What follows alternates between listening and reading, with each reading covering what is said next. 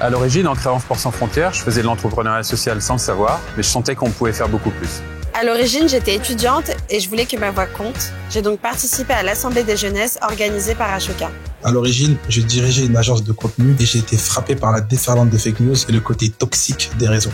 À l'origine, il y a une révolte, celle de me rendre compte qu'il a fallu 4 générations à ma famille pour sortir de la pauvreté et que l'école aurait pu être un accélérateur.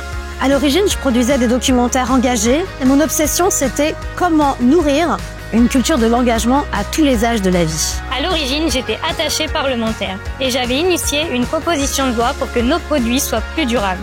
À l'origine, j'étais créatrice et dirigeante d'entreprise. C'est donc tout naturellement que j'ai eu envie d'accompagner des créateurs de projets qui veulent changer le monde. À l'origine, j'étais fonctionnaire et j'ai observé toutes les difficultés de discrimination à l'emploi que pouvaient vivre les habitants des quartiers populaires.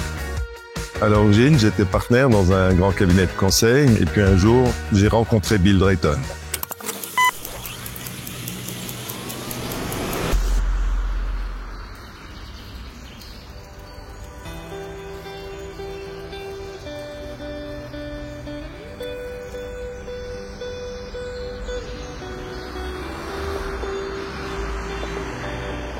À l'origine, c'est l'intuition d'un homme en 1980, celle de Bill Drayton, qui identifie les entrepreneurs sociaux comme des vrais moteurs de transformation.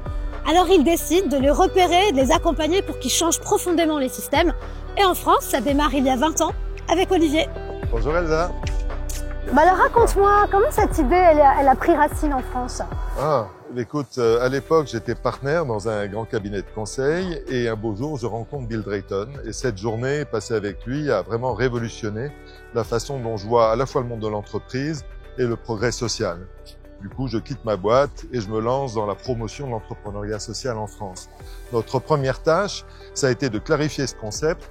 On cherchait à soutenir des entrepreneurs, des innovateurs qui se contentent pas de soulager un problème social ou environnemental, mais qui changent tout, qui promeuvent un changement systémique.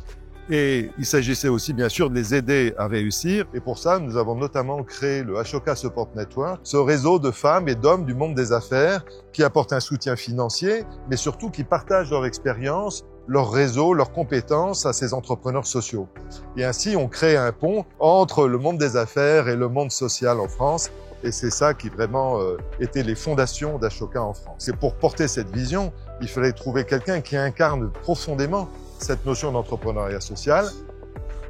Arnaud Moureau. Arnaud Moureau, ça va? Bien et toi? Alors Arnaud, comment ça s'est passé au démarrage? Raconte un peu. Alors ça s'est passé, moi je venais du sport, du monde de l'économie sociale. J'avais créé une ONG qui s'appelle Sport sans frontières et donc j'avais compris que c'était très compliqué d'être reconnu, d'être soutenu quand on innove dans ce secteur-là. Et Ashoka amenait une approche totalement révolutionnaire pour accompagner ces femmes et ces hommes, leur donner une identité, leur permettre de développer véritablement leur programme.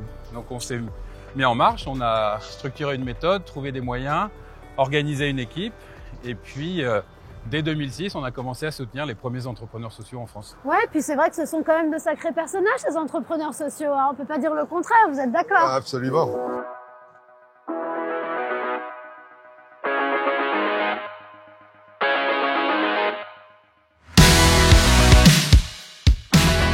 À l'origine, lorsque j'étais fonctionnaire au ministère de l'Éducation nationale, je m'étais rendu compte en fait que le taux de chômage des jeunes diplômés issus des quartiers populaires était 3 fois supérieur à la moyenne nationale. Et quand l'ascenseur social est bloqué, c'est difficile de se projeter positivement dans la société. En 2007, j'ai fait une rencontre heureuse, Ashoka. Ça a été l'organisation qui m'a permis de passer de mon statut de fonctionnaire à un statut d'entrepreneur social. On a décidé de créer le premier cabinet de recrutement à but non lucratif qui a pour vocation de promouvoir la diversité dans les entreprises françaises. Prendre le sujet avec un prisme ressources humaines, c'était aussi travailler la prise de conscience, travailler l'accompagnement au changement, former les collaborateurs. C'est plus de 25 000 jeunes qui ont signé un contrat de travail et c'est plus de 150 000 professionnels qui ont été accompagnés sur les 15 dernières années. Il fallait agir, on a démocratisé le recrutement inclusif, on en a fait une norme, on a été répliqué. Partir du monde économique pour pouvoir rétablir des problématiques sociales, ça a été véritablement l'invention de Mosaic RH.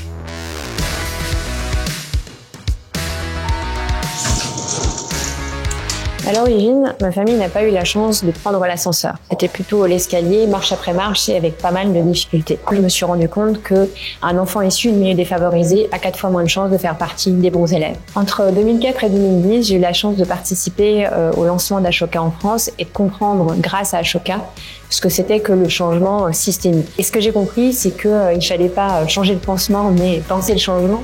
C'est la raison pour laquelle, en 2012, j'ai décidé de créer Ecoluma, une association qui a pour vocation de contribuer à la transformation du système éducatif français par un levier qui est celui de la formation des enseignants qui sont aux côtés des élèves au quotidien. En effet, il représente 30% de la réussite des élèves, donc on travaille sur ces acteurs et le but d'Ecoluma, c'est de réussir à les soutenir pour transformer leurs pratiques pédagogiques, leur permettre d'être mieux dans leur basket. Et avec êtreprof.fr, on touche 200 000 enseignants sur les 870 000 enseignants français. L'engagement, c'est avant tout une aventure collective. Et moi, j'ai eu beaucoup de chance de pouvoir recevoir le soutien de mentors de l'Ashoka Support Network parce qu'ils ont été bienveillants, ils ont été positifs, constructifs, fidèles à nos côtés pendant toutes ces années, depuis maintenant plus de 13 ans, et qui font l'impact qu'on a aujourd'hui. Allô? Salut Martine, ça va? Oui, Florence, bonjour, comment ça va? À l'origine, en tant que femme et chef d'entreprise, j'étais convaincue qu'on pouvait concilier performance économique et impact sociétal. Seulement voilà, j'étais associée à un grand groupe coté en bourse. Alors vous imaginez un peu, quand moi je leur parlais valeurs, d'humanisme, de solidarité, eux ils me répondaient marge brute, c'était quand même pas facile. Alors quand j'ai entendu parler d'Ashoka, j'ai tout de suite adhéré. À plusieurs, on a créé un groupe de mentors pour soutenir le mouvement Ashoka et aussi pour soutenir les fellows en leur apportant à la fois des finances, mais aussi des compétences ou des expériences qu'on a pu acquérir. C'est le début de la SN. 20 ans après, on est toujours aussi enthousiaste. Le mouvement a changé, bien sûr, il y a des gens qui sont partis, d'autres nouvelles recrues qui sont arrivées, mais on est toujours dans cet esprit de créer des cercles d'appui autour des fellows pour les écouter, ce qui est très important, les questionner, leur ouvrir des portes. En plus, Ashoka apporte beaucoup aux mentors comme nous, parce que c'est une vision du monde qui est positive, qui est créative, qui est tournée solution. Et quand nous nous retrouvons tous ensemble, que nous avons des interactions, je me dis qu'on est dans des oasis porteuses espoir.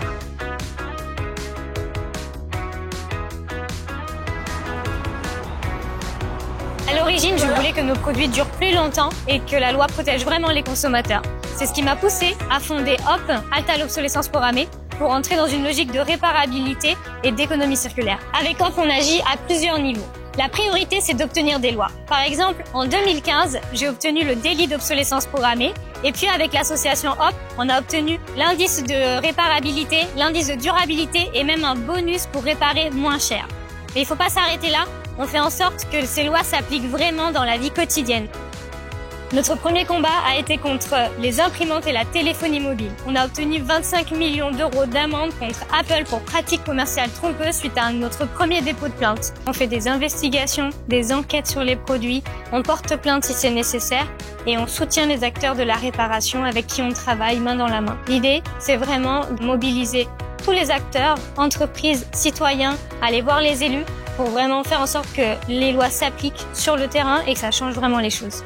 Vous aussi, ça vous énerve, ces appareils qui tombent en panne trop vite. Ces appareils qu'on ne peut plus mettre à jour. Ou bien les réparations qui coûtent encore. À l'origine, je produisais des contenus sur les réseaux et j'ai vu comment les algorithmes tiraient tout vers le vide, le clash et la peur. Alors j'ai décidé de faire l'inverse, de raconter des récits vrais, authentiques et utiles. C'est comme ça qu'est né S-Mouvement. Avec S-Mouvement, on souhaite bâtir un écosystème où les créateurs influencent de manière responsable et où les associations sont très visibles et désirables pour être puissants dans le digital. Ashoka m'a permis de me sortir de ma bulle, de rencontrer des personnes qui croient qu'on peut réinventer l'influence, surtout d'avoir une stratégie de transformation et un changement systémique.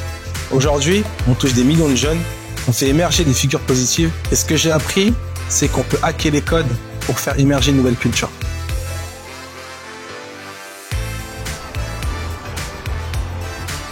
À l'origine, j'étais étudiante et j'avais envie de participer à la construction du monde de demain, de faire société. J'ai donc créé Ecoyako pour vulgariser les enjeux écologiques sur les réseaux sociaux et aider les citoyens à passer à l'action.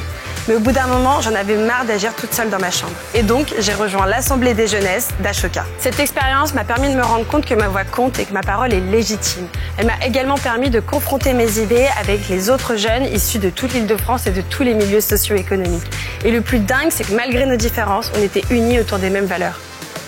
Cette expérience, elle a été à l'origine de ma volonté de faire vivre l'Assemblée de jeunesse au plus grand nombre sur l'ensemble du territoire français. Ça m'a donné aussi envie de rencontrer des acteurs publics et des acteurs privés pour confronter mon point de vue avec des personnes avec qui je ne suis pas forcément d'accord.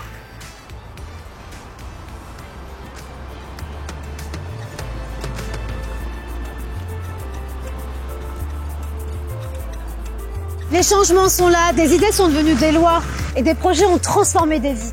Mais il reste encore tant de chemin à parcourir. Et pour cela, la communauté Ashoka est prête à t'accompagner. Et si l'origine du changement demain, c'était toi? Et si demain, l'origine du changement, c'était toi? Et si demain, l'origine du changement, C'était toi. Et si demain, l'origine du changement, c'était toi? C'était toi. C'était toi? C'était toi. Toi. Et si demain, l'origine du changement, c'était vous?